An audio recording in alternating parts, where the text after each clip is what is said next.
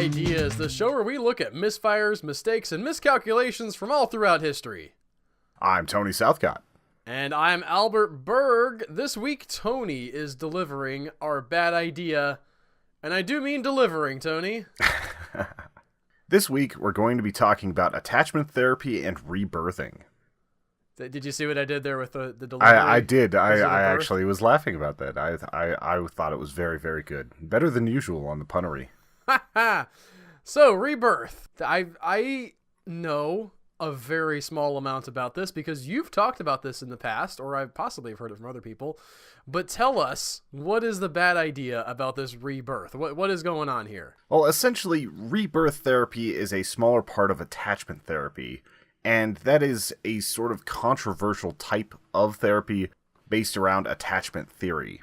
And attachment theory is saying that we build bonds with our parents or with people in our tribe or people close to us, essentially because of the need for survival. It's all pretty simple stuff. But attachment therapy is usually applied whenever a child is taken out of their living situation and into either adoptive care or foster care. And whenever these children are unable to make bonds with these new guardians, it's usually applied there. So basic principle, you have understandable attachments to the people that you've grown up with. Yep. Now you're not with them anymore for whatever reason, and you're with us, so we're gonna make you attached to us? Yes, that's essentially it. And a lot of times, it's not even that they're so much attached to their original parents, it's that they haven't really been given the skill sets to act normally in a situation, like especially kids that have suffered from a lot of neglect or things like that. It's like if a toddler refuses to be around familiar adults, has major mood swings and rage, or simply can't connect with a caregiver, some would call that an attachment disorder. Sometimes it manifests by trusting complete strangers over the other caregiver as well, and there's just a whole list of other things. That sounds like some major problems. I was going to say, in sort of response to the first thing, that in some of the training that I've had to do because I'm a foster parent, we learned that you've really got to be a bad person to not have your kid like you, like at like a young age. All right. I mean, people can do horrible things to their kids and the kids will still be really upset when you take them away from their parents. 5-year-olds aren't ever or nearly never sitting thinking like, man, I wish I wasn't in this house anymore. It takes a lot. It's not like being a teenager where you might be great parents and they hate you for no reason for a little bit because they're moody. Yeah, that's part of it. That's part of life. But as far as like young kids coming out of their home, that's always going to be traumatic. No matter how bad that home already was, it's going to be an extra level of problems for them. And I imagine whenever you actually get a kid from a foster system, it's always kind of bracing for impact to see how they're going to react in your home and everything. There's just so much that goes into that. This is not foster care stories, Tony, but one of the children that I had, lovely little boy, but he just pooped on the floor. Not because he didn't know better. I think he legitimately was like testing the limits of what would happen if he, did something so blatantly like this is not okay. Yeah, just it may have also been anxiety. Out. Yeah, I've seen, and the one I have right now, we got him as an infant, so really no. He spent more time with us than he has with his real mom at this point, like by a large margin. But yeah, it's a lot of that. I imagine as an infant, it's an entirely different thing. So we'll cover some of the other things that are on this list. Some of the side effects. I'm sure pooping on the floor would actually be on this list. We're often sort of the tangent land. Let's get back to this attachment therapy. There are two types of recognized attachment disorders in the DSM-5. This reactive attachment disorder is usually characterized by markedly disturbed, developmentally appropriate ways of relating socially in most contexts. In this more pseudoscientific one, it's actually something where it's hard to diagnose, so a lot of people end up going online and just finding these long checklists and seeing if their kid fits into these boxes. Especially whenever a child comes into a house either as a new adoptee or into foster care and can't attach to someone for emotional or personal growth. Now, what time frames are we talking about here? Because you're just like, it's just not gonna happen in the first like week or two, like legitimate attachment. Yeah, oftentimes this actually can go for several years before And people are setting up therapy and they are trying to go through traditional methods. And a lot of times whenever they get to this level where they're seeing unlicensed psychotherapists, that's whenever they've been at it for a while, usually. And I know we're going to get into some bad stuff here, but in maybe ill-advised defense of some of these parents, I think that it can be very challenging. It can be very challenging to deal with the child who is... Well, any child, first of all, parenting is kind of a good kid is a hard thing to manage sometimes. Like, my niece is one of the best kids on the planet, and occasionally she has a real rough day. Yeah, and I don't know about this attachment aversion or whatever thing that this, like, I don't know about that, but I guarantee you most of these kids had some real, actual psychological problems from their situations. Very much so. And according to a task force set up by the American Professional Society on the Abuse of Children, APS-AC from now on, they found that these non-specific behaviors such as developmental lags, destructive behaviors, refusal to make eye contact, cruelty to animals and siblings, lack of cause and effect thinking, preoccupation with fire, blood, and gore, poor peer relationships, stealing, lying, lack of conscience, persistent nonsense questions or incessant chatter, poor impulse control, abnormal speech patterns, fighting for control over everything, and hoarding or gorging on food, and the list goes on and on and on. And according to some of these websites, if your child exhibits like 3 or 4 of those, they have an attachment disorder. I was going to say, them persistent nonsense questions. I better get to a rebirther. That is just kids. My nephew will ask you 5 million questions on a 7-minute car ride. It's just, I get the ones where stops. It's the same question over and over. Like, Daddy, can we do this? I said, I already said that we could. Are you looking for a different answer? Yes, you can play the Switch. Why did you ask me again? Like, now I'm just inclined to say no now because I still have to answer this question. I'm not a very great dad. See, my nephew's always the why question. We're sitting there in like a gondola over the mountains, and he's wondering why he can't open the door. And we explain. And he's like, "Why would I fall?" And it's like, "Well, gravity." And we start explaining that to him. And he's like, "But why?" And it just goes on forever. But anyway, that's just him pushing your buttons. Yes. No, I have fun with it, but that's fine. APS-AC Task Force basically printed out these lists saying that these are the types of things that people are putting out there trying to justify this sort of attachment therapy. It's a pseudoscience with a whole myriad of treatments, some more extreme than others. In one of the pamphlets that came out from this task force as well, they detailed what a typical treatment looks like. The center induces rage by physically restraining the child and forcing eye contact with the therapist. The child must lie across the laps of 2 therapists looking up at one of them. In a workshop handed out prepared by 2 therapists at the center, the following sequence is described. Therapist force control, which produces child rage. Rage leads to capitulation to the therapist, as introduced by the child breaking down emotionally. The therapist takes advantage of the child's capitulation by showing nurturance and warmth. This new trust allows the child to accept control by the therapist and eventually the parent. According to the protocol, if the child shuts down and refuses to comply, he or she may be threatened with detainment for the day at the clinic or forced into a temporary foster home. This is explained to the child as a consequence of not choosing to be a good family boy or girl. If the child is actually placed in foster care, the child is then required to earn their way back to therapy and choose to resume living with the adoptive family. Okay. A central feature of these therapies is the use of psychological, physical, or aggressive means to provoke the child into catharsis, ventilation of rage, or sorts of acute emotional discharge.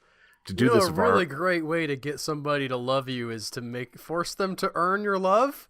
Yeah, that's what I've noticed. You're only really a member of the family and loved if you're earning it. Yes. What? Especially when you do it this way. A variety, of course, of techniques are used, including scheduled holding, binding, ribcage stimulation, i.e. pinching or knuckling, and or licking. Children may be held down, may have several adults lie on top of them, or their faces may be held so they can force to engage in prolonged eye contact. Sessions may last from 3 to 5 hours, with some sessions reportedly lasting longer. Similar but less physically coercive approaches may involve holding the child and psychologically encouraging the child to vent anger towards his or her biological parent. I know you're probably going to get into some examples of this in a little bit. Is that correct? Yes. Is this something that people would do after they had sought help from an actual, actor? and not quacks? Sometimes if they did the internet search on what to do with this, they would go straight to these doctors. Sometimes they were legitimately referred by psychologists.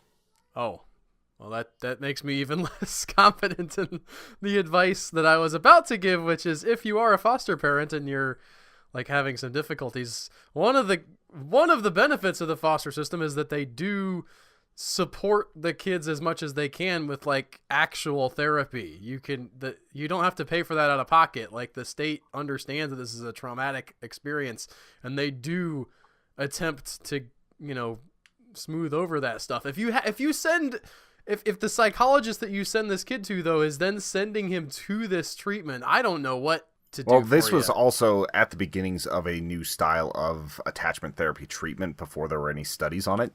Which, to be fair, there aren't very many studies on it now, and we'll get into the reasons for that. I can figure out why. It's abuse. But during this time period in the late 80s, there were a lot of people that thought that it might be effective, and they were sending people and referring people to them. That's in the 80s, it was mostly referrals and pamphlets that were going out from various doctors sending people to these people. Later, it would be the internet tests and everything else that we were talking about. This is extreme, but it's not the main concern that I have. In the videos I watched, the therapists are rather violent with the kids, forcing them down and shouting at them. But this is more traumatic than it is dangerous, and I know the long-term effects are massive for that sort of thing, but the danger comes from a therapy called rebirthing. So we have something even worse than tie a kid down and scream at him and force him to maintain eye contact to help him not have mental problems. Yes, to help him forget his other parents and love you more. Apparently. I don't want to diminish the difficulty that I'm sure some of these parents may have had, because I believe that there's probably some of these situations where the kids were legitimately very trying. However, even so, like, no to that treatment. But we're getting worse. That's not the bad idea. We have an even worse idea here.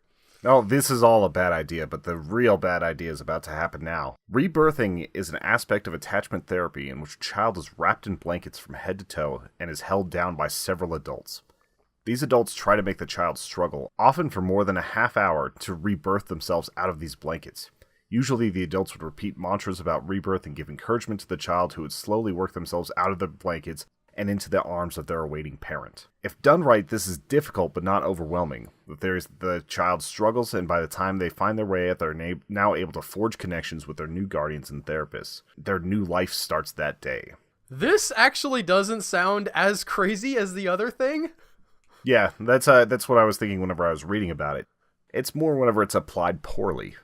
Yeah, because, I mean, it seems like if you give somebody a physical... Now, I still think it seems a little bit weird. But if you give somebody a something to overcome, an obstacle, right? And it's like you're giving them that win, essentially. And also, now there's a whole bunch of like weird Freudian stuff wrapped up in the idea that this is a birth. I could see like deriving some positive psychological thing from overcoming a physical difficulty like this. I mean, for me, honestly, that's part of the reason that I run. It's because I'm a little bit miserable when I do it sort of physically, but mentally it's like, yeah, I'm pushing myself, I'm doing it, and when I'm done, like, it makes me feel better. It's vitally important to the happiness and to have some struggle in your life that you can get through. Also, I feel like this one sort of has echoes of like a baptism type feel, where it's like, this is whenever like things restarted for you. Like that sort of idea is kind of wrapped into this. Yeah, whatever you think about baptism, it should be relatively safe. Like, you're not supposed to hold them under for, an hour. We're going to talk about what went severely wrong, though, and about a girl named Candace Newmaker. Candace was born in Lincolnton, North Carolina, to Angela and Todd Elmore. At a young age, she and her brother Michael and sister Chelsea were removed from home for neglect and separated by social services. When she was 5, her parents' parental rights were terminated. 2 years later, she was adopted by Jean Newmaker, a single woman and a pediatric nurse practitioner in Durham, North Carolina. Within months of the adoption, Jean began taking Candace to a psychiatrist, complaining about her behavior and attitude at home. Though Candace was treated with medications, Jean reported that Candace's behavior got worse. During the ensuing 2 years, a period supposedly included her playing with matches and killing goldfish. Jean Newmaker was referred from her psychologist to a 2-week intensive therapy session in Evergreen, Colorado. that was supposed to help with attachment disorders. She dropped $7,000 and flew out west. Connell Watkins, an unlicensed psychotherapist, was set to run the therapy session with her colleague Julie Ponder. The unlicensed part is really giving me some pause here. Yeah, like, I don't even know how you set up something like this and actually have people come to you as an unlicensed psychotherapist. Like, maybe there's better regulations now, but I don't know how you can actually practice that way. I mean, to be fair, like, digging around in somebody's brain, not literally, obviously, it's kind of like wishy-washy type work anyway. Like, it might be difficult to say exactly how that's supposed to be done, but I think that there should be some minimum amount of certification that you have to do from, like, other psychologists and stuff. Yeah, but it's like, do holistic doctors have to be certified? No, because that's not real. I think they have a process that makes it real to them. Okay.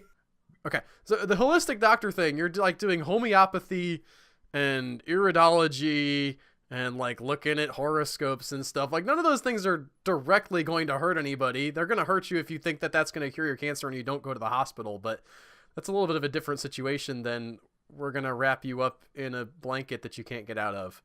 Yeah. After much of the holding therapy and several days of other attachment therapies, it was decided that they would do a rebirthing. Following the script for that day's treatment, Candace was wrapped in a flannel sheet and covered with pillows to simulate a womb or birth canal and was told to fight her way out of it, with the apparent expectation that the experience would help her attach to her adoptive mother.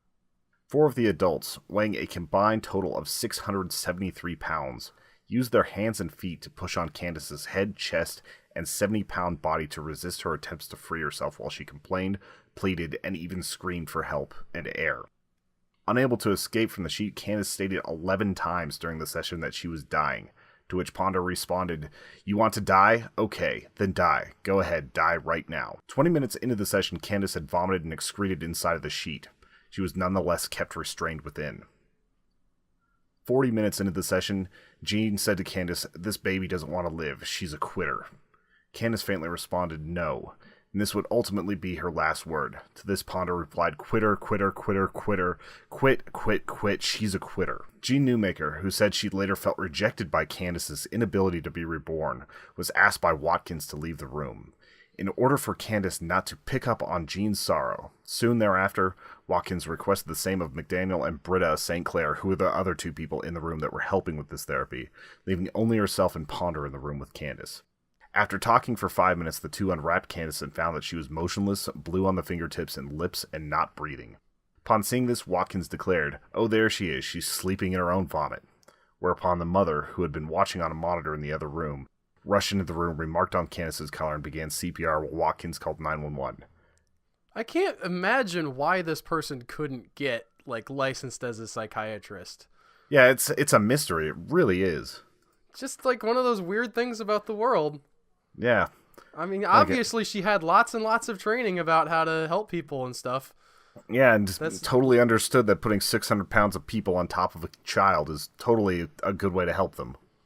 How old is this kid again, by the way? 10 years old. She's just shy of 11. Like, the animosity and the coldness from her. I mean, I know she killed the kid, okay, through her stupidity.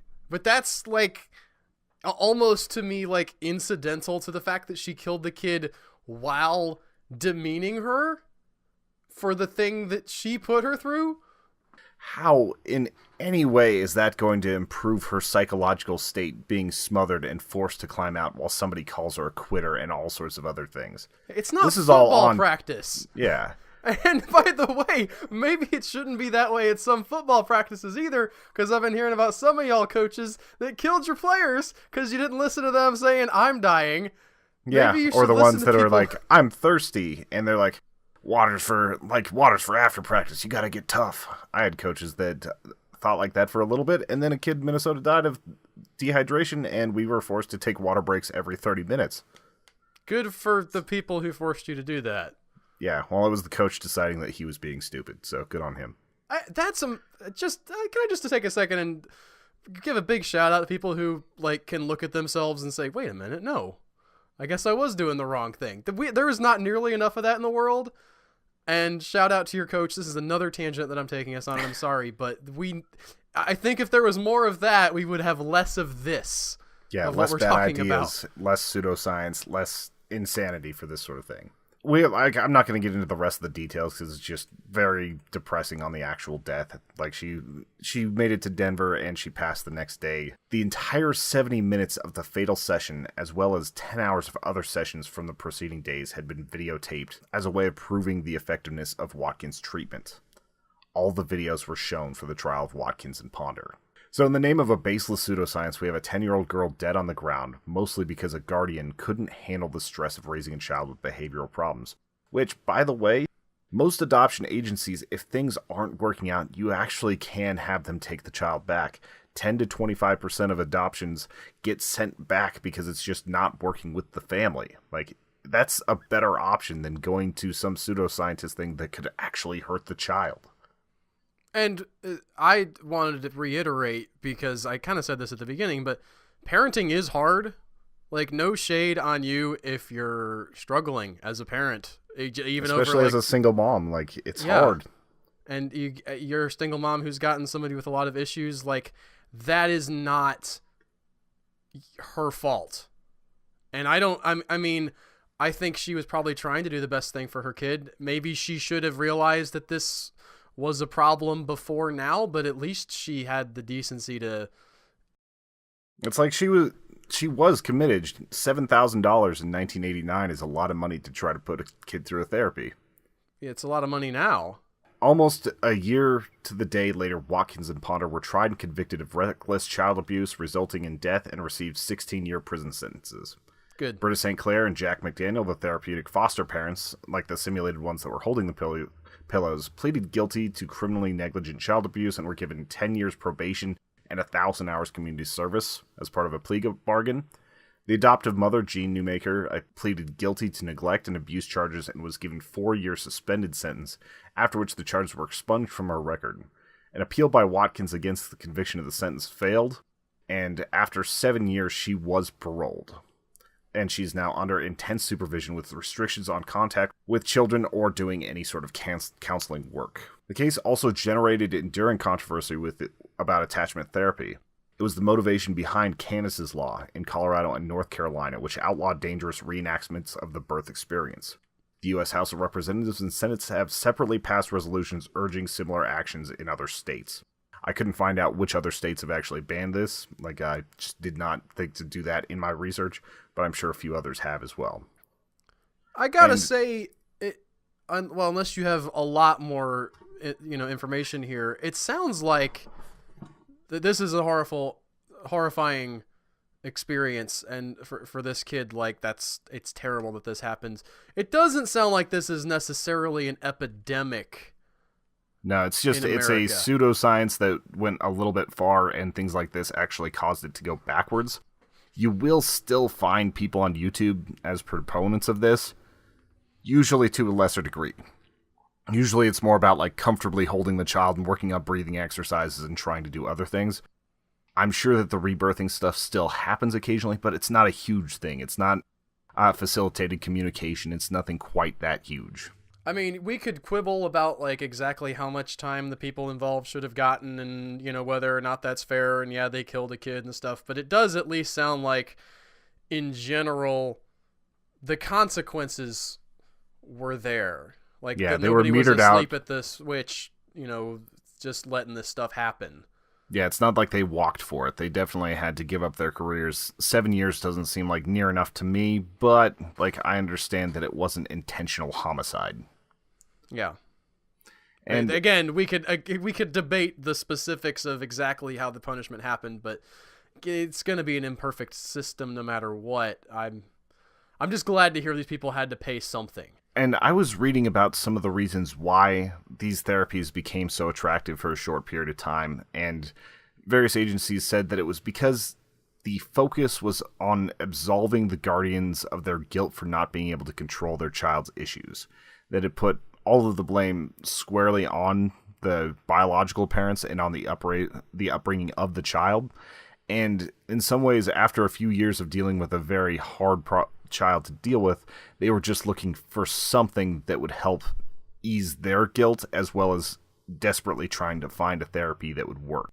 So I can't blame the parents entirely for this. It's just, it seems like it would be common sense that holding a kid down and screaming at them isn't going to fix the underlying issues that are causing this behavior. Oh, and it might not have been their fault to begin with, right? I can't pass judgment on a parent for not being able to fix someone's, problems that they came into their home with through a lifetime of abuse or neglect or whatever. It may have just permanently scarred them, and they either weren't able to get through to them or weren't, happy with how much they were able to get through, because you might see some improvement, but not have it, turn out exactly like you'd like.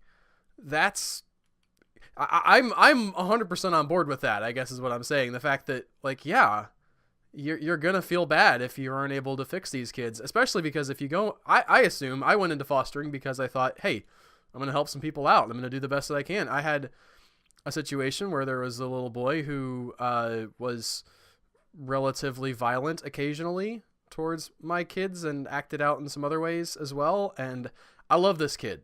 All right. I only had him in my house for 3 or 4 months, but he meant a lot to us as a family. And I still had to say, he's going to have to go to another home where there aren't smaller kids that might, be able to be influenced by him in particular ways. I don't want to go into a lot of specifics there. But I had to give him up, and it hurt me a lot, but I didn't I was going to say I did feel kind of personally guilty, I guess, a little bit, but you can go on and help the next person. Yeah. And then sometimes that's all you can do. He just needed a foster environment without other kids so that he could start working on things that are going on there, hopefully. Yes. And it wasn't his fault. He wasn't any more than the rest of us are bad people. He was not like an evil person. He had just been exposed to some things that hurt him and twisted his brain around in certain ways that, 3 and 4 year olds shouldn't have their brains exposed to. Yeah. And so on that wonderful, cheerful upbeat note, thank you guys for listening to Bad Ideas. We really appreciate it. We love hearing about your bad ideas. Hit us up on Twitter @Human Echoes or badideasshow@gmail.com if you have ideas. Please check out our Patreon at patreon.com/Human Echoes if you want access to early releases of various content, pins, all sorts of really cool stuff, and it's the best way to keep this show up and running. Tell your friends, and I hope you guys have an excellent week. Thank you so much, guys. Bye.